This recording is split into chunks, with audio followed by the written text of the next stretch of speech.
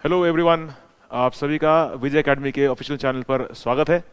और मेरा नाम नितिन है, मैं यहाँ पे इंग्लिश पढ़ाता हूँ और हम आपके सामने डिस्कस करेंगे आज एसएससी सीपीओस का टीयर 1 का शिफ्ट 3 का पेपर। तो ज़्यादा समय खराब ना करके हम फटाफट से अपने क्वेश्चन पे चलते हैं। और हमारा पहला क्वेश्चन है, मोस्ट अप्रोप्रिएट ईडियम और phrase to complete the given sentence. I like her because she never likes to make dash. तो दोस्तों ये ईडियम बेस्ड क्वेश्चन है, जहां पे वो पहला बोल रहा है a drop in the bucket. Drop in the bucket का मतलब है, बकेट का मतलब समझिए, बकेट मतलब बाल्टी है, ड्रॉप का मतलब बूंद का भाव है। तो कह रहा है एक तरीके से बहुत ही कम अमाउंट है जिससे आपका काम चलना बड़ा मुश्किल है। तो बहुत ही कम रकम है, बहुत ही कम संख्या है, बहुत ही कम मात्रा है, किसी के रेफरेंस में बोल रहा है। जो भी चीज है उस वो पर्याप्त नहीं है, पर्याप्त नहीं होगी उससे आपके लिए काम करना। तो ये कहने का मतलब है drop in the bucket, something which is not sufficient for you. Quick buck, quick buck का मतलब होता है इजी मनी। इजी मनी का मतलब होता है ऐसा पैसा जो आप बड़ी सरलता से कमा पाए। अब सरलता से पैसा जो कमाया जाता है वो गलत तरीके से कमाया जाता है, कहने का सेंस ऐसा है उसका। तो क्विक बक का एक सेंस हमें ले जाता है कहां पर, जहां पे हम पैसों को जल्दी जल्दी कमा सके, और जनरली वो कहता है कि गलत तरीके से कमाया दिया जाता पैसा। So something which you earn illegally. A bed of roses, when you से अ बेड ऑफ रोजेज तो आप कह रहे हो बहुत ही अच्छा काम, बहुत ही आसान चीज है मेरे लिए।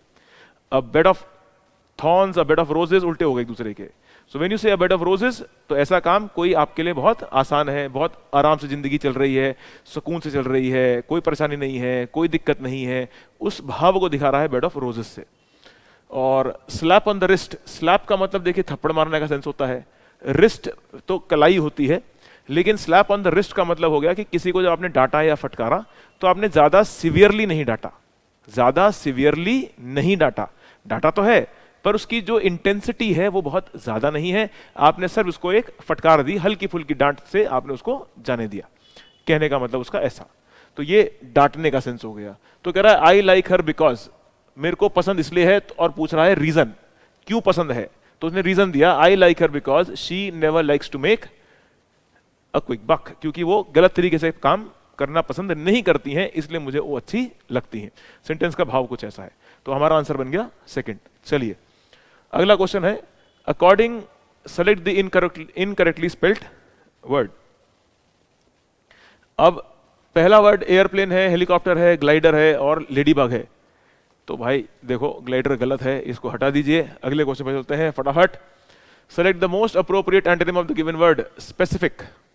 जब आप इस शब्द को देखें स्पेसिफिक को, तो हमेशा ध्यान रखिए स्पेसिफिक का मतलब क्या हो गया, कोई चीज जो बिल्कुल डेफिनेट है, ये डेफिनेट है चीज।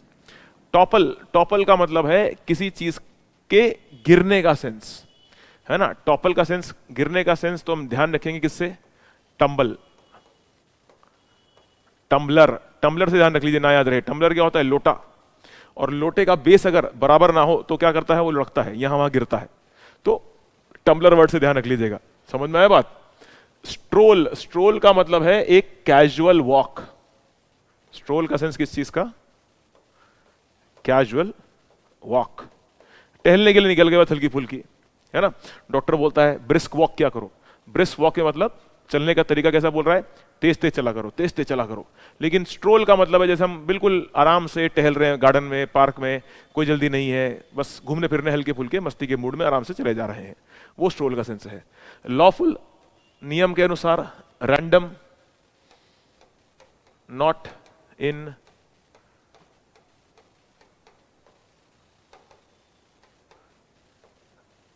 नॉट इन क्रोनोलॉजिकल ऑर्डर, कोई ऐसी चीज जो हम क्रमबद्ध तरीके से, कोई ऐसी चीज जो हम क्रमबद्ध तरीके से नहीं रखते, यानी जिस समय के क्रम में वो घटित हुई। क्या बोला मैंने, समय के क्रम में घटित। समय, क्रोनो का मतलब ध्यान रखिएगा भाव किसका है, समय का, किस समय में वो घटित हुई उसको बोलता है। तो इसलिए कह रहा है क्रोनोलॉजिकल ऑर्डर। तो इसलिए अब देखते हैं स्पेसिफिक का मतलब क्या है, डेफिनेट, और इसका उल्टा ढूंढना है। एंटोनिम कौन हो गया, रैंडम। तो आंसर हमारा बन गया 4। Select the option that can be used, select the option that can be used as one word substitute.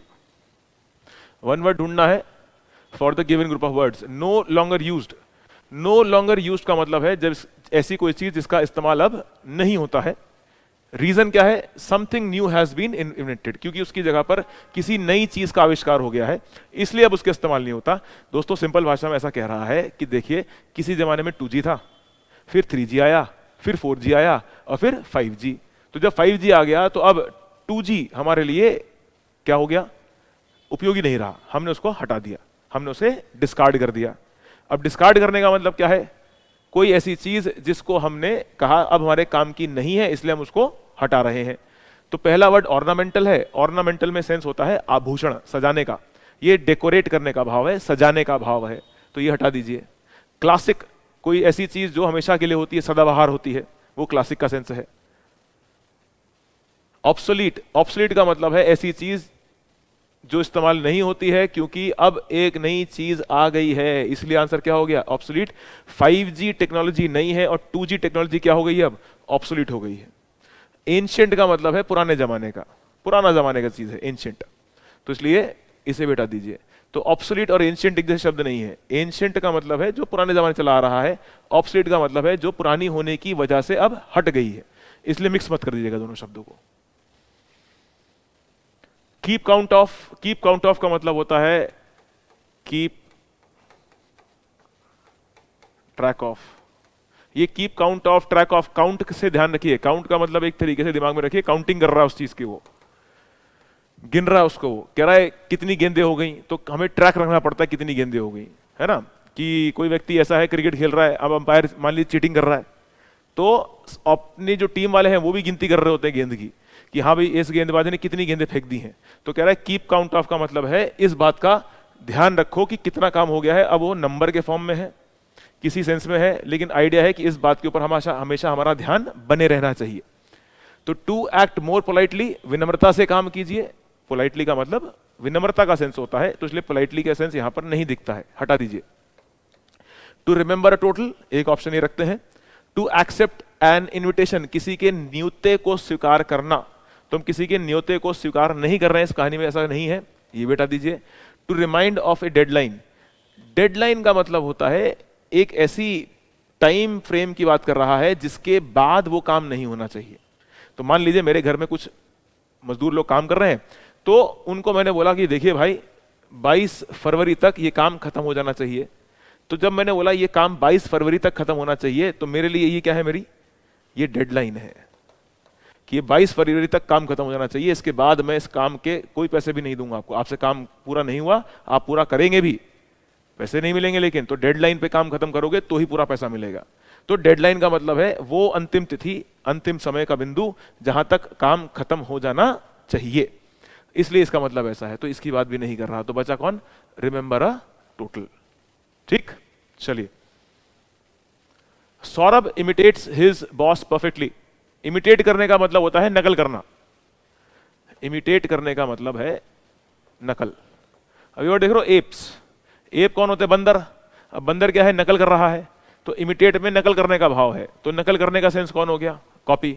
हमें ढूंढना है अप्रोप्रिएट मीनिंग, इमिटेट का आंसर बन गया कॉपीज। एडमायर करने का मतलब होता है प्रशंसा, किसी को क्या करना है? प्रशंसा करना है। प्रशंसा करने का मतलब सिंपल भाषा में एक पेपर में वर्ड आता है यूलॉजी, वैसे इसका मीनिंग कुछ और है पर प्रायवाची के रूप में दी जाता है।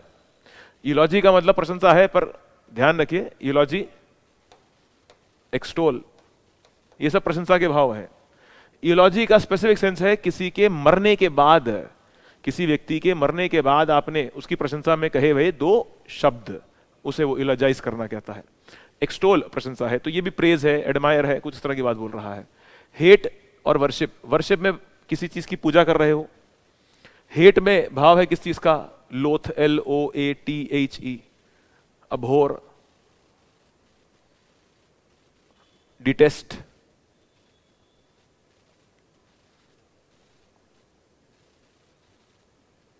तो ये अभोर है, डिटेस्ट है, लोथ है, ये मूल अर्थ जुड़े हुए हैं किस चीज से? नफरत से। तो नफरत के कॉमन से शब्द हैं, ध्यान रख लीजिएगा, अक्सर पेपर में आ जाते हैं। चलिए, select the most appropriate phrasal verb in the blanks. ठीक है, अप्रोप्रिएट फ्रेजल वर्ब पूछ रहा है, कह रहा है दो Pradeep dash from Jamaica he landed up in Nigeria. तो सिंपल भाषा में कह रहा है, देखिए, सेट आउट का मतलब है एम्बार्क। एम्बार्क का मतलब है कोई यात्रा शुरू कर, किसी यात्रा की शुरुआत करना, टू स्टार्ट ए जर्नी, ये एम्बार्क है। सेट अबाउट, ये जो सेट अबाउट है, सेट अबाउट का मतलब बन जाता है किसी पर हमला करना, असॉल्ट, अटैक, ये वाला भाव है, ठीक है। और सेट असाइड का मतलब बन जाता है, या सेट असाइड का मतलब बन जाता है किसी चीज को क्या करना, किसी चीज को रिजर्व में रखना। जैसे स्कूटर में हम थोड़ा रिजर्व रखते हैं पेट्रोल का, वो रिजर्व करने का सेंस है। और सेटअप, सेटअप सिंपल भाषा में कह रहा है किसी चीज को क्या कर रहे हो, बिल्ड कर रहे हो, बना रहे हो, वो वाला भाव हो जाएगा, किसी को निर्माण कर रहे हो, है ना। तो सेटअप का सेंस ऐसा बन गया। तो अब उसने बोला दो Pradeep dash for Jamaica, he landed up in Nigeria. अब देखिए, दो से जब हम सेंटेंस बना रहे होते हैं तो वो कहीं ना कहीं सेंटेंस में दिखाना होता है कंट्रास्ट। कंट्रास्ट का मतलब है विरोध दिखना चाहिए। तो विरोध कैसे दिखेगा, देखिए, उसने बोला प्रदीप निकला था किस जगह के लिए, जमैका के लिए, लेकिन पहुंच कहां गया, नाइजीरिया। जाना जमैका था, पहुंच नाइजीरिया गया, कंट्रास्टिंग आइडियाज हैं। तो कह रहा है दो Pradeep started his journey for Jamaica, he landed up in Nigeria. और स्टार्ट करने का, जर्नी का सेंस कौन देगा, सेट आउट देगा, ऐसा कहने का मतलब है। ठीक, चलिए नेक्स्ट क्वेश्चन पे चलते हैं। Benevolent, most appropriate synonym of the given word benevolent. Benevolent व्यक्ति कौन होता है, जो हमेशा औरों का भला करता है, works for welfare of others. औरों के भले के लिए काम करने वाले व्यक्ति को क्या कहता है, वो बेनेवलेंट कहता है। अब इसका रूट वर्ड भी देख लीजिए, ये जो वर्ड बेनी है, बेनी का मतलब होता है अच्छा, something which is good for you. तो बेनेवलेंट आदमी कौन होता है, वोल, वोल का मतलब होता है टू मूव। तो बेनेवलेंट आदमी कौन होता है, वो आदमी जो हमेशा अच्छाई के रास्ते पर चलता रहता है और हमेशा औरों का भला करता रहता है, तो बेनेवलेंट आदमी उसको बोलते हैं। तो हमारे पास वर्ड है generous, wicked, cruel, innocent. Wicked का मतलब है जो बहुत ही धूर्त है, शातिर है, बुरा आदमी है, अच्छा आदमी नहीं है। तो विकेड में हमेशा एक नकारात्मकता का भाव दिखेगा। क्रूअल, एक ऐसा व्यक्ति जो बहुत ही निर्दयी है, ये निर्दय का भाव हो गया, ये भी हटा दीजिए, क्योंकि हमें ढूंढना क्या है, सिनोनिम। तो ये दोनों तो इसके उल्टे मीनिंग है। अब है जेनरस और इनोसेंट। ध्यान रखिए, इनोसेंट के दो मतलब होते हैं। इनोसेंट का एक मतलब होता है एक ऐसा जैसे छोटा बच्चा, बड़ा ही मासूम है, तो ये हो गया मासूम, इनोसेंट चाइल्ड, तो मासूम वाला भाव हो गया। लेकिन जब कोर्ट में ही वह व्यक्ति खड़ा है तो जज ने बोला he is innocent, he is not guilty. तो जब जज ने बोला ही इज इनोसेंट, तो ये नहीं कह रहा है जज की वो मासूम है, कह रहा है निर्दोष है। तो इनोसेंट के कितने मतलब हो गए, दो, मासूम और निर्दोष, ध्यान रखिएगा। अब वर्ड बना जेनरस। जेनरस होता है उदार, इसलिए आंसर हमारा बन गया पहला, जेनरस। आंसर पहला क्वेश्चन। चलिए फिर अगले क्वेश्चन में चलते हैं। The following sentence has been split into 4 segments. दो सेगमेंट, 4 सेगमेंट बना दिए उसने और बोला there is a spectrum of seas around that land which attracts tourist of all aging. अब ये जो क्वेश्चन है, देखिए तरीका अगर आपको समझाऊं तो मेरे हिसाब से तो पहले आपको ये देखना चाहिए ये चीज देयर इज, क्योंकि देयर अंग्रेजी भाषा में एक डमी सब्जेक्ट की तरह काम करता है। जब ये डमी सब्जेक्ट की तरह काम करता है तो इसके बगल में, यानी देयर के बगल में आने वाली क्रिया एक वचन भी हो सकती है और बहुवचन भी हो सकती है। यह निर्भर करता है इस बात के ऊपर कि इस क्रिया के बाद जो नाउन है वो कैसी है। तो स्पेक्ट्रम में वो कह रहा है अनकाउंटेबल नेचर है, तो देयर इज सिंगुलर फॉर्म है, सिंगुलर फॉर्म है इसलिए अ भी लग रहा हुआ है, देयर इज अ स्पेक्ट्रम। तो ये इज काम कर रहा है स्पेक्ट्रम की वजह से। तो there is a spectrum of seas around that land which attracts. अब ये एस क्यों लगा रखा है, there is a spectrum of seas around that land which attracts tourist of all aging. अब एजिंग का मतलब है किसी व्यक्ति की उम्र बढ़ रही है, ये बुढ़ापे की ओर जा रहा है, तो इसमें उम्र बढ़ने का भाव है। तो यहां पर वाक्य में उम्र बढ़ने की बात नहीं हो रही थी, बल्कि कह रहा था हर उम्र के लोग उस तरफ आकर्षित होते हैं। तो देयर इज स्पेक्ट्रम, ये भी ठीक है, हटा दीजिए। ऑफ सीज अराउंड दैट, ये भी हटा दीजिए।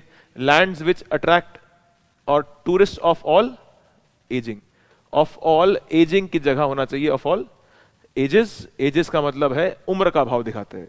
एजिंग का मतलब शब्द है, ये एक एडजेक्टिव की तरह भी दिखेगा आपको, वर्ब की तरह भी, एडवर्ब की तरह भी दिख सकता है, पर एजिंग का जो मूल अर्थ है वो जुड़ा है किस चीज से? उम्र में बढ़ना, और कुछ नहीं। Grasping at straws, select the most appropriate meaning of the given idiom. देखिए, ग्रास्प करने का मतलब होता है किसी चीज पर पकड़ बनाना। ग्रास्प का मतलब है किसी चीज पर हम क्या कर रहे हैं? पकड़ बनाने की कोशिश करते हैं। मुट्ठी से पकड़ रहे हैं, हाथ से पकड़ने की कोशिश कर रहे हैं, किसी भी तरह पकड़ने की कोशिश कर रहे हैं। एट स्ट्रॉज, स्ट्रॉ क्या होती है? सूखी घास की जो डंडी है उसको स्ट्रॉ बोल रहा है। अगर ये भी ना याद रहे तो कम से कम इधर ध्यान रख लीजिए, कोल्ड ड्रिंक पीते हुए हम बोलते हैं ना पाइप दे दो, पाइप नहीं बोलना चाहिए, स्ट्रॉ बोलना चाहिए। स्ट्रॉ मांग रहे हैं हम, तो स्ट्रॉ कुछ उस तरह का दिखता है। तो ग्रास्पिंग एट स्ट्रॉज का मतलब है ऐसी परिस्थिति में आप पड़ गए जहां पर आप कह रहे हो मैंने सारी कोशिश करके देख ली, कुछ भी सक्सेसफुल नहीं हो रहा है, तो अंत में जाके आपने कहा अगर ये छोटी सी अपॉर्चुनिटी भी मेरी मदद कर दे तो मैं इसकी भी कोशिश करूंगा, लेकिन शायद वो भी विफल हो सकती है।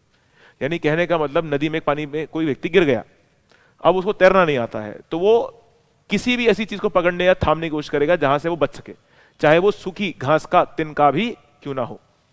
तो trying to find the best way to compete, trying to find some way to succeed, trying to find some way to succeed when you see others are also doing the same thing, और trying to find manipulative ways to succeed। देखिए, manipulate करने का मतलब होता है जहां पर आप धोखाधड़ी कर रहे होते हैं। धोखाधड़ी करने का सेंस इसमें नहीं दिखाता। Trying to find the best way to compete, आप compete करने का तरीका नहीं ढूंढ रहे इसमें, तो ये भी हटा दीजिए। तो आंसर इन दो में से निकलेगा, सेकंड और थर्ड में से। तो trying to find some way to succeed when nothing you choose is likely to work, सब कुछ कोशिश करके देख लिया, आपको पता है ये भी पॉसिबल नहीं होगा, लेकिन आप फिर भी कोशिश करने की कोशिश करते हैं, तो इसलिए आंसर कौन सा होना चाहिए? सेकंड होना चाहिए, थर्ड नहीं होना चाहिए। तो ये मुहावरा ध्यान रखिएगा, बड़े काम का है, ये हम रोजमर्रा की जिंदगी में देखते भी हैं। ठीक, कई बार शायद हिंदी में इस सेंस को अगर याद रखना चाहते हैं, हिंदी में इस सेंस को अगर याद रखना चाहते हैं तो एक तरीके से बोलते हैं ना, डूबते हुए को तिनके का सहारा होता है। तो तिनका अगर कोई डूब रहा है तो तिनका कैसे बचाएगा उसको? पर वो कोशिश जरूर करता है कि चल यार कम से कम इसी को पकड़ लेता हूं, शायद मैं डूबने से बच जाऊं। कुछ इस तरह का सेंस इस मुहावरे के अंदर वो दिखाना चाहता है आपको। चलिए फिर अगला वर्ड है बेनिफिशेंट। जब हम बात करते हैं बेनिफिशेंट की तो उसने बोला इसका उल्टा ढूंढना है, appropriate antonym. Beneficent again something which is good for you, कोई चीज जो आपके लिए अच्छी है। सॉफ्ट हटा दीजिए, फ्रेंडली मैत्री का भाव है, लथार्जिक आलस्य का भाव है, स्लगिश स्लॉथ, इंडोलेंट, लेजी।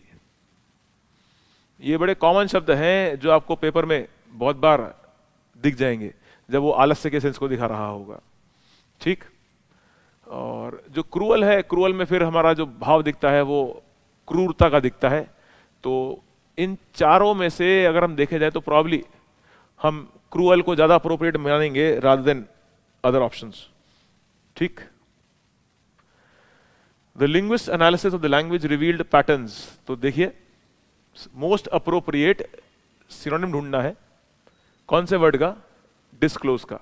तो डिस्क्लोज करने का मतलब होता है कोई चीज जो छुपी हुई है उसको खुलासा करना, something which is hidden and you trying to bring it out in front of everybody.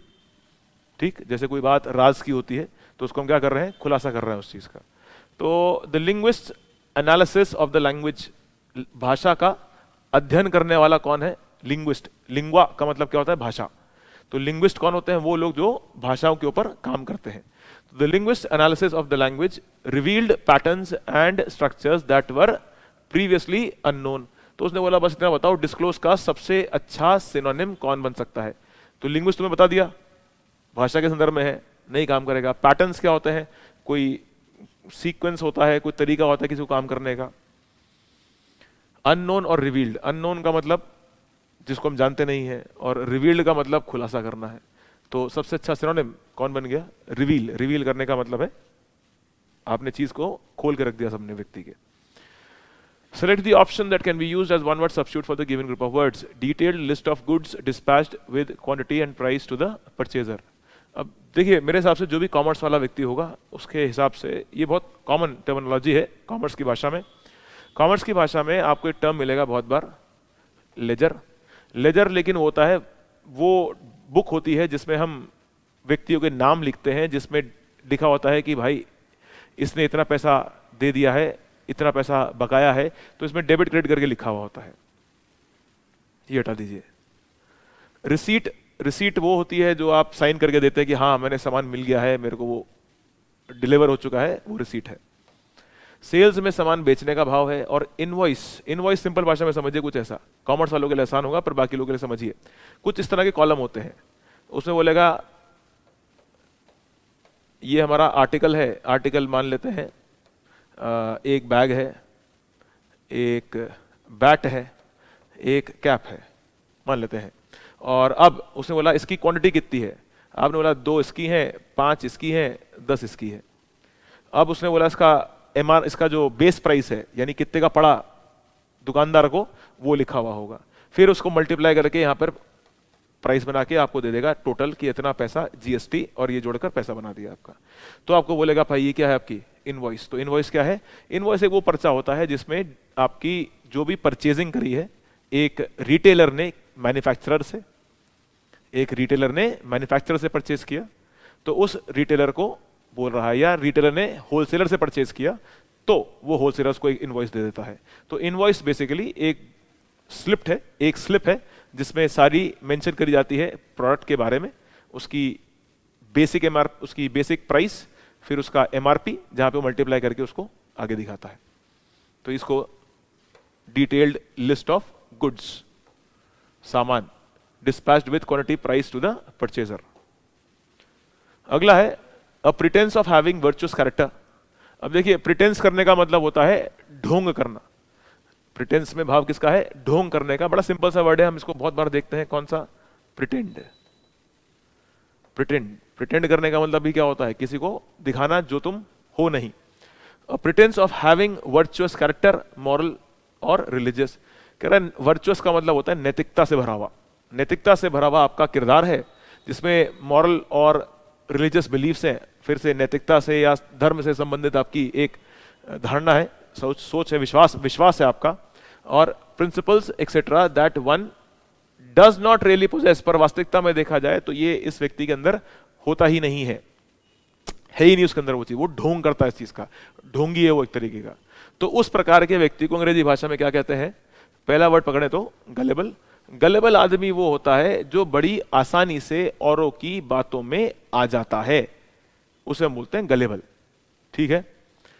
Naive, naive होता है नौसीखी, नाइविटी, नाइविटी का सेंस लिखा है पर जनरली पेपर में आपका वर्ड आता है नाइव, है ना। तो नाइव और नाइविटी का जो सेंस है वो किस चीज का है, ये व्यक्ति बिल्कुल नया है, ये नया है, इसको ज्यादा तजुर्बा नहीं है, डजंट हैव मच एक्सपीरियंस, इसलिए वो नाइविटी दिखाएगा। तो गलेबल आदमी, नाइव आदमी ऐसे होते हैं जो सीधे साधे होते हैं, बड़ी आसानी से औरों की बात मान लेते हैं, इन्हें ज्यादा तजुर्बा नहीं होता है, इसलिए शरीफ लोग हैं, सीधे साधे लोग हैं।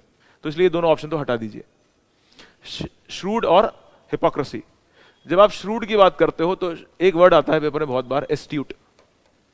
एस्ट्यूट, श्रूड मतलब धूर्त है, बड़ा चालाक आदमी है। दो जानवरों को ध्यान, मतलब एक पक्षी है और एक जानवर है पंचतंत्र की कहानियों में जिन्हें अक्सर देखा जाता है। एक है लोमड़ी, श्रूड मानी जाती है, बड़ी चालाक होती है, और कई बार पंचतंत्र की कहानियों में हमने कौवे को देखा है, क्रो, कि वो कैसा पक्षी है, एक बहुत ही चालाक और चतुर है। तो इसलिए श्रूड, एस्ट्यूट ध्यान रख लीजिएगा। हिपोक्रेसी, हिपोक्रेसी आदमी को, हिपोक्रेट कौन होता है, हिपोक्रेसी यही दिखाती है जो व्यक्ति ढोंग करता है कि नैतिकता तो है पर वास्तविकता में नैतिकता उसके अंदर नहीं होती है। इसलिए आंसर कौन सा बन गया, हिपोक्रेसी। चलिए अगला है, my apartment in Delhi is situated on second floor. अब देखिए आर्टिकल का नियम यहाँ पे जो दिखाना है वो दिखाना है, ये वाला पोजीशन दिखाने वाले शब्दों के पहले क्या लगाना पड़ता है, द लगाना पड़ता है। तो इसलिए यहाँ पर द लगना चाहिए था, तो हमारा जो आंसर है पहला हो जाएगा, क्योंकि on the second floor, reason क्या है, पोजीशन दिखाने वाले शब्दों के पहले द लगाना अनिवार्य हो जाता है। Select the most appropriate antonym of the given word, glad.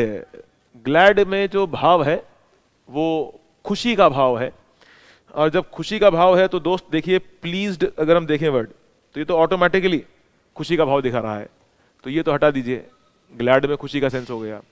कीन में बात होती है उत्सुकता की, किसी चीज को जानने की उत्सुकता, ये वाला भाव है। लॉयल में वफादार है, सैड में दुखी, ग्लूमी, ब्लीक, मेलनकॉली,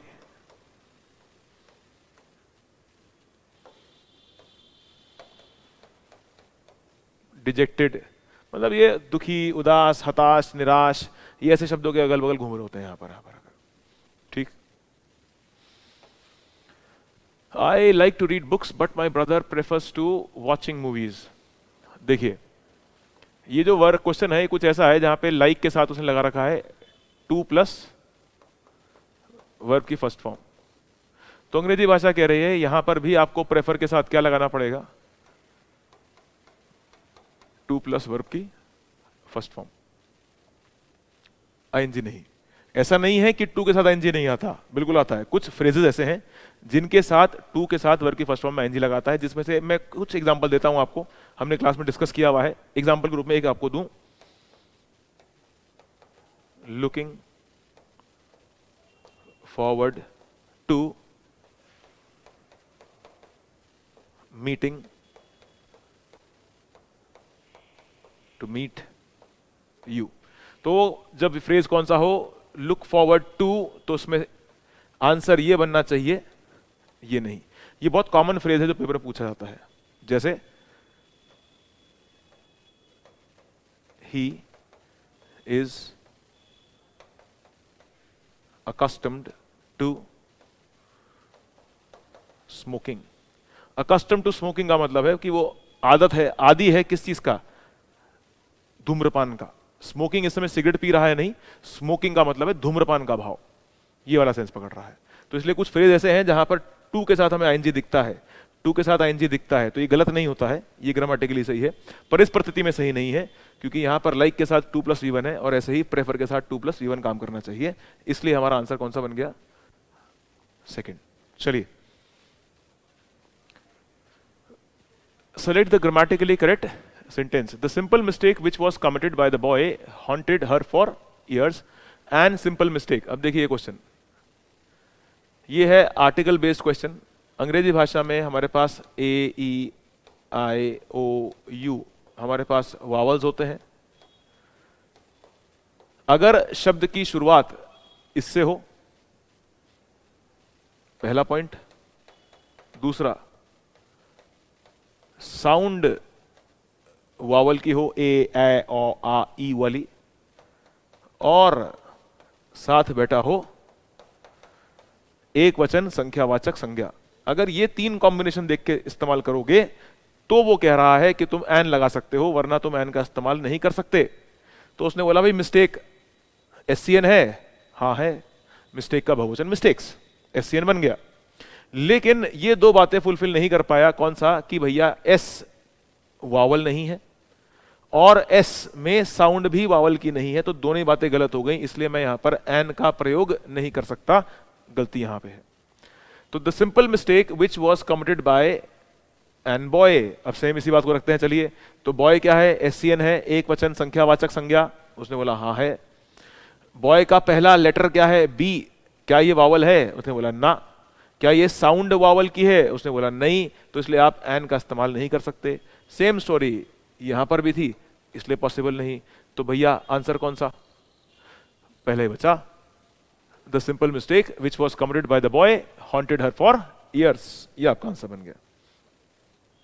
ठीक है, सिंपल क्वेश्चन था। आ जाओ फिर, select the most appropriate option that can substitute the underlined idiom phrase in the given sentence. You cannot throw dust into my eyes. Throw dust into my eyes का मतलब है धोखा देना, चीट करना, simple कहानी, चीट, धोखा दे रहे हो। तो हर्ट मी, चोट पहुंचाना, अब्यूज मी, गाली देना, टेरिफाई मी, किसी को डरा देना, टू स्केयर समवन, स्केयर, डराना, और मिसलीड, मिसलीड करने का मतलब क्या होता है, धोखा देना, गलत दिशा में लेके जाना। तो आंसर बन गया चौथा। I was going to mention it but it dash. चलिए, जब उसने बोला ये वाली बात, I brought I was going to mention it but it dash, तो पहला है bore in mind. Bore in mind का मतलब सिंपल भाषा में है keep in mind. Changed my mind का मतलब है आपने अपना विचार बदल दिया। Changed what you wanted to do earlier. पहले कुछ करना चाहते थे लेकिन आपने अपना विचार बदल दिया और आपने कहा भाई अब हम ये करेंगे, अब हम ये काम करेंगे, पहले वाले काम को हम हटा रहे हैं। ठीक है, ये दोनों बातें हो गई। अगला उसने आपसे बोला brought to mind. Brought to mind का मतलब क्या है?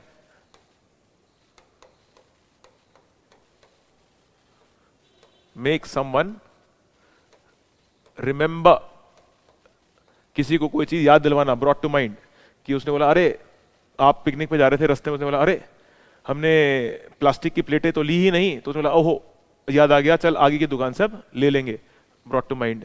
Slipped my mind, forgot. Simple भाषा में आप भूल गए, दिमाग से निकल गई, हिंदी बोलते हैं ना दिमाग से निकल गई बात, वो फॉरगॉट का सेंस है। तो I was going to mention it, I was going to mention it मतलब मैं उसके बारे में तुम्हें बताने वाला था। बट क्या होता है? हिंदी हो गई लेकिन, पर ध्यान रखिए ये बट तभी काम करेगा जब वाक्यों में क्या दिखाना होगा? विरोध। जब वाक्यों में विरोध दिखाना था तो फिर उस परिस्थिति के अंदर उसने बोला I was going to mention it but it slipped my mind, लेकिन मेरी बात दिमाग से निकल गई, मैं बोलने तो वाला था। इसलिए दोनों बातों का विरोध भी हो गया और हमारा आंसर भी मिल गया। तो इसलिए बट का ये रूल ध्यान रखिएगा। थैंक यू वेरी मच इस बात को समझने के लिए। आ जाओ फिर अगले क्वेश्चन पे। A state of intense happiness and self confidence. बहुत बढ़िया, बढ़िया सवाल है, पेपर में बहुत बार आता है। A state of intense happiness. Intense happiness मतलब बहुत ज्यादा खुशी है आपको, ब्लिस। ये भी वर्ड पेपर में बहुत बार आता है। दोनों का सेंस आसपास ही जा रहा होता है, एग्जैक्टली तो नहीं है पर आसपास घूम रहे होते हैं। सेंस है कि जहां पर आप परम सुख परम खुशी की बात कर रहे होते हैं। इंटॉक्सिकेशन का मतलब आप नशे में हो, है ना, आप इस समय इन्फ्लुएंस ऑफ अल्कोहल।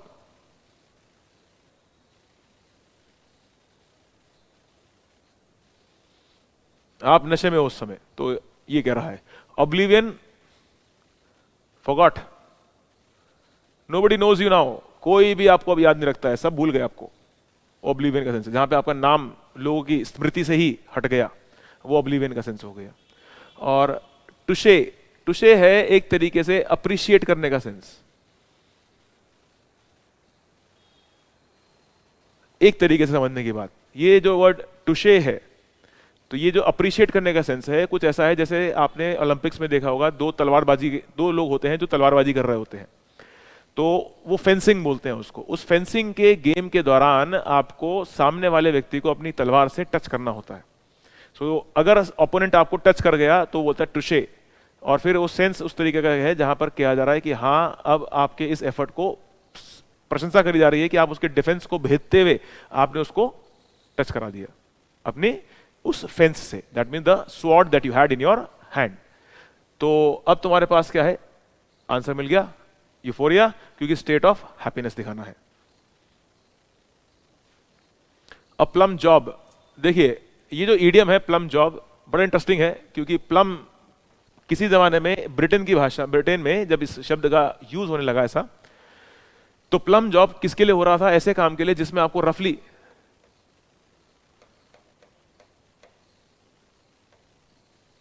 आपको 1000 पाउंड्स मिल रहे थे। तो जब आपको 1000 पाउंड मिल रहे थे तो वो ऑब्वियस सी बात है काम कैसा है? बढ़िया है, अच्छा है, और आपको काफी पैसा कमा के दे सकता है। तो मुश्किल काम नहीं है। रेयर जॉब, बड़ी दुर्लभ काम है, नहीं है।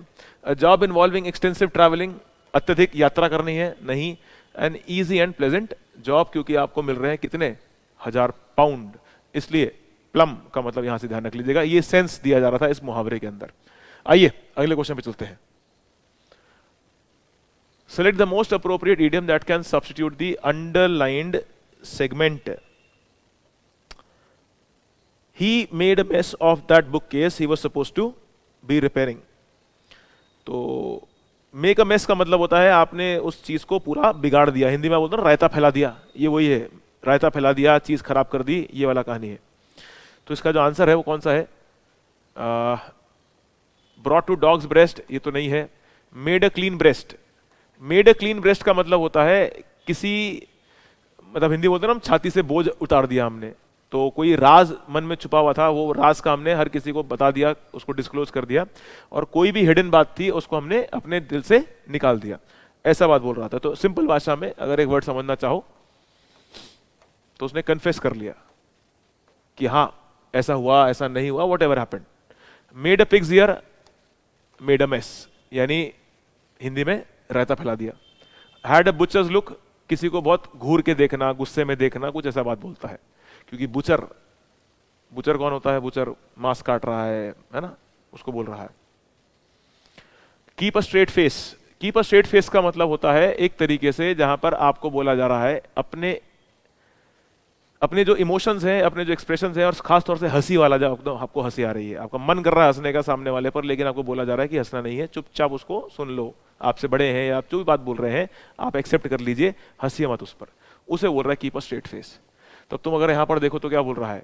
Make more of an effort, become very confused, not laugh or change your expression even though you want to laugh. Second answer बन जाएगा, ये दो हटा दीजिए, सेकंड आपका आंसर है। Select the most appropriate option that can substitute the underlined segment. Look into, देखिए look into एक फ्रेजल वर्ब के सेंस में जब काम करता है तो उसका मूल अर्थ जुड़ा है इन्वेस्टिगेट, हिंदी में जांच पड़ताल करना, ये जांच पड़ताल करने का भाव है। लुक आफ्टर का मतलब है सिंपल भाषा में किसी का ध्यान रखना। लुक अप का मतलब है ऊपर की ओर देखना, to look upwards. Look at मतलब किसी को देखना, ये लुकिंग एट मी, तो किसी को देख रहे हो। और नो सब्स्टिट्यूशन मतलब सेंटेंस हमारा सही क्यों सेंटेंस कह रहा है you need to look into this matter, आपको इस मामले की क्या करनी है? जांच पड़ताल करनी है। आंसर हमारा नो इंप्रूवमेंट हो गया। अगला है select the most appropriate antonym of the given word. Contempt, तो कंटेम्प्ट का मतलब होता है किसी की अपमान करना, किसी की अपमान करना मतलब डिसरिस्पेक्ट का भाव है, डिसरिस्पेक्ट है, अवहेलना कर रहे हो किसी के मान सम्मान की। तो रिगार्ड में किसी को रिस्पेक्ट दे रहे हो, डिनाई में मुकरने का भाव है, मॉकरी का मतलब है टू मेक फन, किसी का मजाक उड़ाना, और इमोरल में सिंपल भाषा में डिसऑनेस्टी का है, आपकी नैतिकता नहीं है आपके अंदर, अनैतिक हो तुम, ऐसा बात बोल रहा है।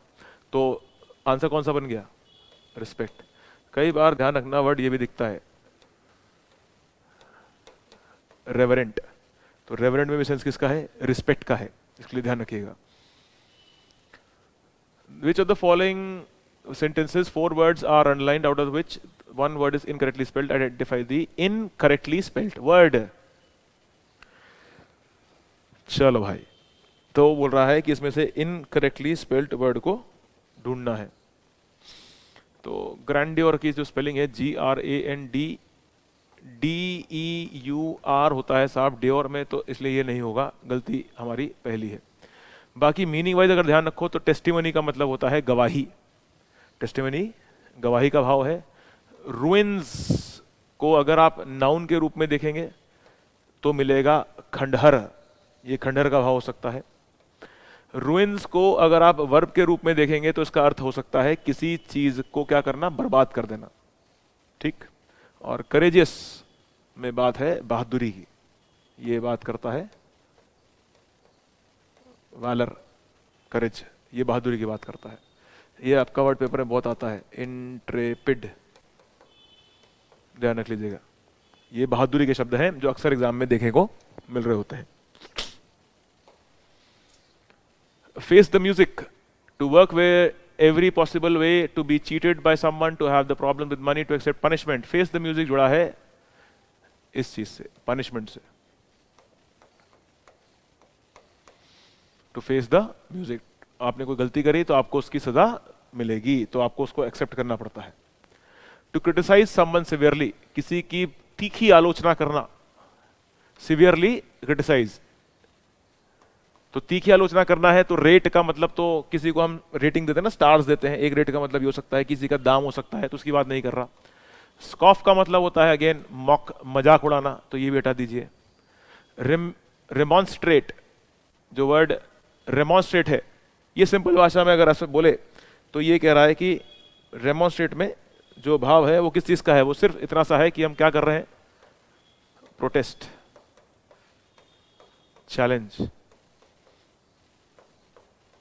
और चैस्टाइज यही आंसर है, टू क्रिटिसाइज समवन सिवियरली। एक कभी कभी वर्ड ये भी आ जाएगा साहब, कैस्टिगेट, आसपास, मीनिंग नहीं है पर समझने के लिए इस वर्ड को भी ढूंढिएगा। कैस्टिगेट एक फिजिकल पनिशमेंट की तरह भी काम करता है, तो इसलिए ध्यान रखिएगा, ये भी सिवियर तरीका है किसी को डांट फटकार लगाने का। Ram could not go to Delhi for vacation since he was banking on his arrears to pay which he did not get in time। चलिए फिर, तो पहला है कॉलिंग ऑन। कॉलिंग ऑन का मतलब है पे विजिट, किसी को जाकर मिलना। रिलाई ऑन, किसी पर निर्भर होना। डिपेंडिंग ऑन भी रिलाई का ही भाव है लेकिन अपने बैंक की बात कर रहा है। स्लोपिंग ऑन, स्लॉपिंग, गिरने का सेंस दिखाना चाह रहा है, हटा दीजिए। तो सेंस क्या है, Ram could not go Delhi for vacation since he was banking on. Banking on का मतलब भी होता है किसी पर निर्भर करना। रिलाई, आंसर कौन सा बन गया, थर्ड, क्योंकि रिलाई का मतलब भी है किसी पर निर्भर होने का sense. Huge fire for celebration, है ना। अब ये तो देखिए हम सब करते हैं आजकल, टीवी में आपने बहुत बार देखा होगा कि क्या करते हैं, चलो आओ बॉन फायर करते हैं। तो जो बॉन फायर है इसे वो कहता है अंग्रेजी भाषा में huge fire for celebration. 4 words underline कर रखे हैं उसने आपके लिए और कह रहा है इनकरेक्टली स्पेल्ड वर्ड बताइए। तो इसमें सिंपल भाषा में अगर तुमसे बोलूं तो गलती सिर्फ इतनी सी है कि प्लेग की स्पेलिंग गलत कर रखी है। प्लेग होती है महामारी, तो डिक्शनरी में अगर आप देखोगे तो उसका मीनिंग मिल जाएगा महामारी का भाव, और स्पेलिंग ये नहीं मिलेगी आपको, इसलिए। चलिए साहब, सेंटेंसेस में ऑप्शन तो बहुत सारे हैं हमारे पास। इसको अगर हमें याद, मतलब इसमें ढूंढने वाली बात इतनी सी थी कि one hot afternoon while he was bemoaning his fate, a large bird alighted, ALIGHTED, ALIGHTED, spelling ये होनी चाहिए थी, ये लिख दी, इसलिए ग्रामेटिकली ये गलत हो गया, ये इसमें गलती थी। Select the upper sentence that has a spelling error, तो ये वो सेंटेंस है जिसमें स्पेलिंग की मिस्टेक हो रखी है। अलाइट वर्ड ध्यान रख लीजिएगा, ये आपको मतलब फिक्स प्रीपोजिशंस के पेपर में भी, शीट में बहुत बार दिखता है। अलाइटेड ऑन द सरफेस, अलाइटेड फ्रॉम भी होता है, तो ये वर्ड पेपर में बहुत बार आता है, फिक्स प्रीपोजिशन में दिखता है। अलाइट ऑन भी है, अलाइट फ्रॉम भी है। जब आप किसी चीज से उतर रहे हो तो फ्रॉम लगेगा, अलाइटेड फ्रॉम द बस, बस से उतर गया। अलाइटेड ऑन द रोड, बस से उतर, कहां उतरा, रोड पर उतर गया। अलाइटेड on the road, अलाइटेड from the bus. अगला वर्ड है अनइक्विवोकल, और हमें ढूंढना है इसका अप्रोप्रिएट सिनोनिम। तो देखिए ये जो वर्ड है ये पेपर में पूछाने वाले सवालों में से बहुत कॉमन सवाल है। अनइक्विवोकल, इसको पहले ऐसे पकड़ते हैं कि इक्विवोकल का मतलब होता है आप इस परिस्थिति में हां भी बोल रहे हैं और ना भी बोल रहे हैं, यानी 50% आपका हां है और 50% आपका ना है, तो सामने वाला इस वजह से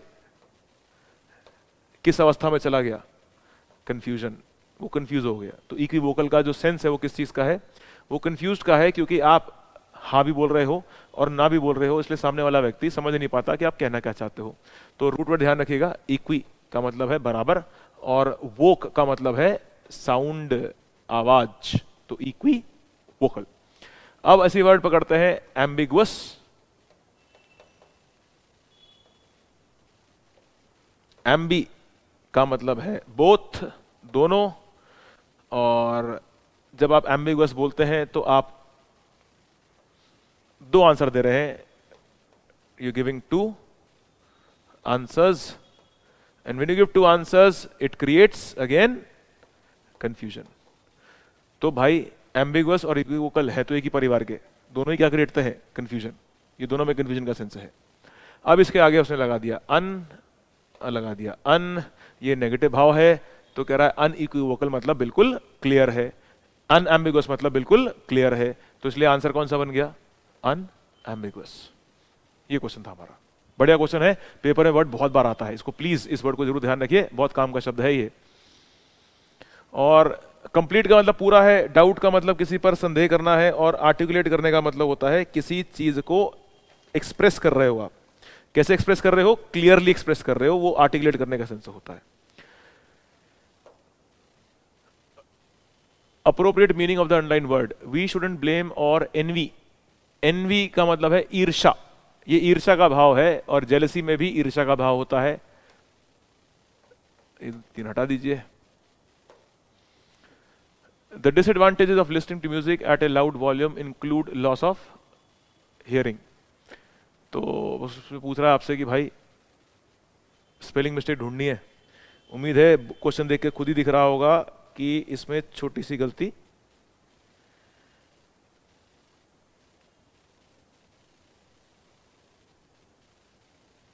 कौन सी है। And option that rectifies the spelling of the incorrectly word. ठीक है, तो पहला वर्ड क्या है? लूज, ये तो नहीं है। फिर ये सेंटेंस में गलत लिखा हुआ है, तो इसलिए आंसर कौन सा होना चाहिए? सेकंड हो जाना चाहिए, है ना। वॉल्यूम की स्पेलिंग जो सेंटेंस में लिखी हुई है वो उसने सही नहीं लिखी हुई है। To make a low continuous vibratory sound expressing contentment. देखिए जो एक्सप्रेसिंग कंटेंटमेंट है, कंटेंटमेंट का मतलब होता है संतुष्टि। इसमें भाव किस चीज का है? सेटिस्फाइड,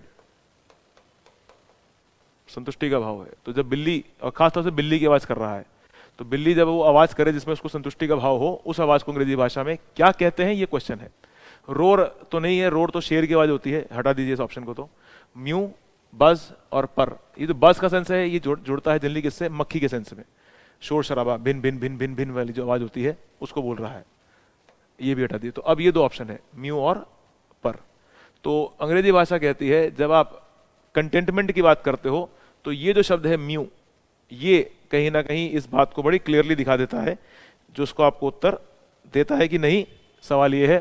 और फिर वो बोलता है कि टू पर, तो पर का आवाज है कि नहीं है। तो म्यू तब बिल्ली तब करती है जब वो क्या होती है, जब वो मतलब हिंदी में अगर हम इस शब्द को बोलें तो हिंदी में इसका जो सेंस है वो कहीं ना कहीं एक छोटी रोने वाली आवाज होती है कहीं ना कहीं। तो ये कहीं ना कहीं दिखाने लगता है क्या? क्राइंग साउंड,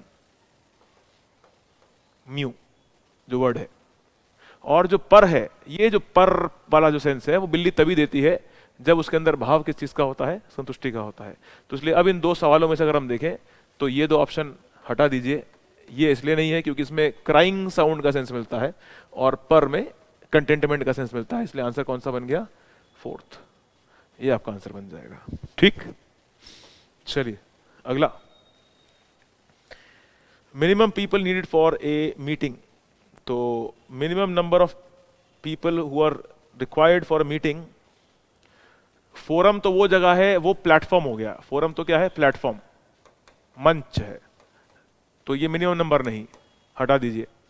ठीक है, डेकोरम का मतलब है अपनी क्या मेंटेन करके रखना? सुव्यवस्था, अच्छी व्यवस्था है, बढ़िया व्यवस्था बना के रखना है।